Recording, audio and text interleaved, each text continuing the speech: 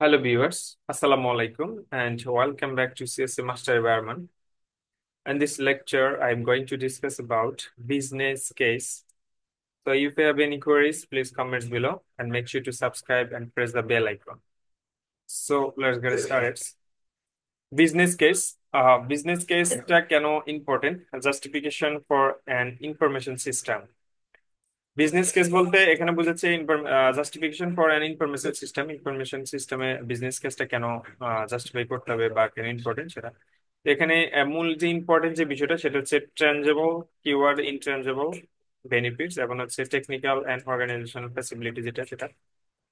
তো দেখি কি বলছে তারা।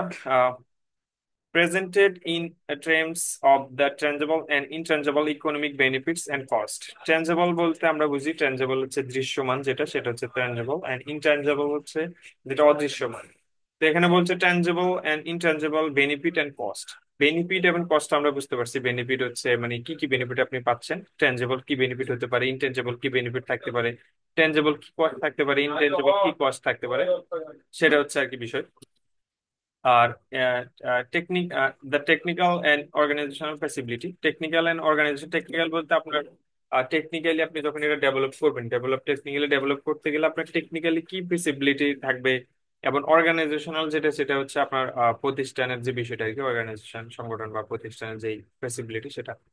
তো এটা বোঝার জন্য আমি যদি 2 নম্বরটা যেটা বলছে টেনজেবল এন্ড ইনটেনজেবল ইকোনমিক বেনিফিট, সেটা যদি আমি একটা উদাহরণ দিয়ে বলি, তাহলে ধরেন যে আপনি একটা কি বলা যায়, আপনি একটা কোনো একটা কিছু সফটওয়্যার একটা ডেভেলপ করলেন, বা আমি যদি একটা রেস্টুরেন্টের কথা চিন্তা করি, রেস্টুরেন্টে হচ্ছে তাদের হচ্ছে আহ, সবকিছু তারা খাতায় নোট করে। তো খাতায় নোট করার জন্য তাদের হচ্ছে একটা ইয়ে লাগে, কি বলে, আহ, খাতা কিনতে হয়। তো সেক্ষেত্রে তাদের নোট করার জন্য দেখা গেল 2 জন 3 জনও লাগতে পারে। যদি বড় শোরুম কথা আমি চিন্তা করি, তাদের সেখানে যেই জার্নাল গুলা তৈরি করতে হয়, লেজার গুলা তৈরি করতে হয়, তারপর হচ্ছে আপনার ব্যালেন্স শিট, ট্রায়াল ব্যালেন্স এগুলো যখন তৈরি করতে হয়, তাদের খাতা লাগে এবং 2 3 জন হচ্ছে সেখানে লোক লাগে। তো আপনি যদি একটা সফটওয়্যার ডেভেলপ করেন যেখানে হচ্ছে আপনার কোনো খাতা টাতা কিছু লাগবে না, সবগুলো সফটওয়্যার অটোমেটিক জেনারেট করবে, তাহলে আপনার সফটওয়্যার ম্যানেজ করার জন্য একটা লোক হলে হচ্ছে আপনার এখানে 3 জন লোককে খাটানো লাগতেছে না। প্লাস হচ্ছে আপনার খাতা বা নোট করার জন্য কোনো খাতার প্রয়োজন হচ্ছে না। তো সেক্ষেত্রে আপনার এটা কিন্তু দৃশ্যমান। এখানে যখন আপনি একটা সফটওয়্যার ডেভেলপ করবেন, সেক্ষেত্রে কিন্তু আপনার এই কস্ট গুলো কিন্তু কমে আসবে।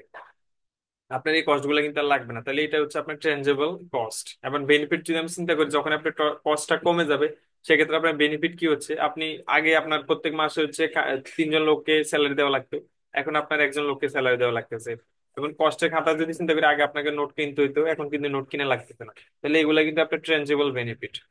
এখন এই গেল ট্রানজেবল, তাহলে ইনট্রানজেবল বেনিফিটটা কি হতে পারে?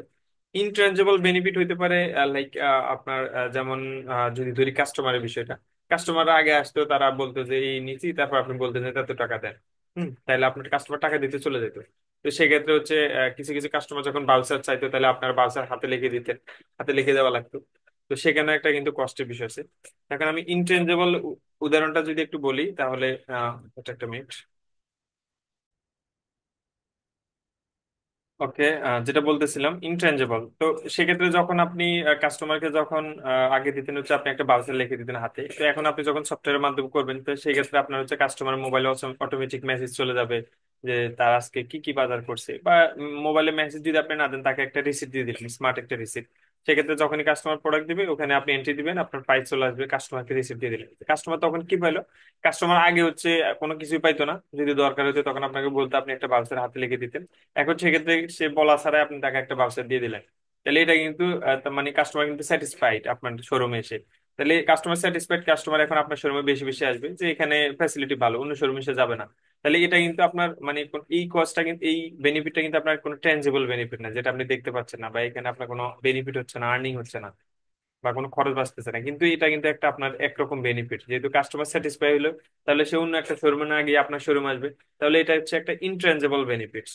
এবং ইনট্রানজেবল কস্ট বা যদি আমি বলি, তাহলে সেক্ষেত্রে হচ্ছে ওই যেটাই আপনি আগে হচ্ছে অন্য একটা শোরুমে যদি সেম বেনিফিটটা সে পায়, তাহলে আপনার শোরুমে কেন আসবে? তাহলে যে কাস্টমার যে আপনার শোরুম থেকে চলে যাচ্ছে, সেটাও কিন্তু ইনট্রানজেবল একটা কস্টের মধ্যে পড়ে। তো আশা করি ট্যানজিবল এর ইনট্যানজিবল এর বিষয়টা আপনারা ক্লিয়ার হয়েছে। টেকনিক্যাল এন্ড অর্গানাইজেশনাল যে বিষয়টা, সেটা হচ্ছে টেকনিক্যাল, যখন আপনি একটা কিছু ডেভেলপ, আপনি যখন একটা সফটওয়্যার ডেভেলপ করতে যাবেন, তখন আপনার সফটওয়্যার ডেভেলপ করার জন্য আপনার টেকনিক্যালি রিসোর্স আছে কিনা, যেমন আপনি কি বলে সফটওয়্যারটা যে আপনি ডেভেলপ করেন আপনার ডেভেলপার আছে কিনা, বা এখানে আপনি কষ্টের একটা বিষয় থাকে।